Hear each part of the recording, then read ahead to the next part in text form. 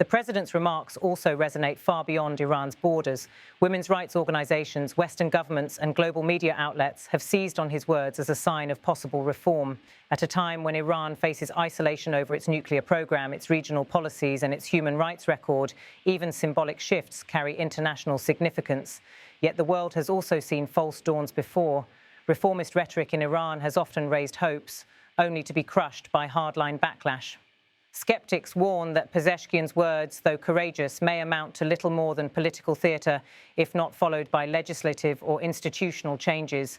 The hijab law, after all, remains on the books. The question now is whether this moment marks the beginning of gradual reform or merely a fleeting gesture. Iran stands at a crossroads, one path toward opening space for individual freedoms, another toward doubling down on repression. The reality is that change in Iran has always been contested, moving in cycles of protest and crackdown, reformist promises and conservative retrenchments. But the persistence of women's resistance, now spanning generations, suggests that the demand for choice will not vanish. Pezeshkian's admission has cracked the door open. Whether that door widens into genuine reform or slams shut under hardline pressure remains to be seen. What is certain is that the debate over the hijab has transcended clothing. It has become a debate about power, who holds it, how it is exercised, and whether the people can reclaim it in the most personal of spaces, the right to choose how they live.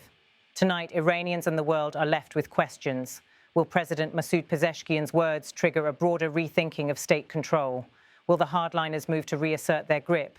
Or will Iranian women, through their daily defiance, continue to force the state to adapt to realities on the ground? The hijab law may still stand in statute books, but in practice its power is fading. In the quiet courage of women who step into the streets unveiled, and in the rare honesty of a president who admits the state's limits, the struggle over freedom in Iran enters a new chapter. As Pezeshkian himself admitted, enforcing hijab laws risks igniting a conflict too great to control.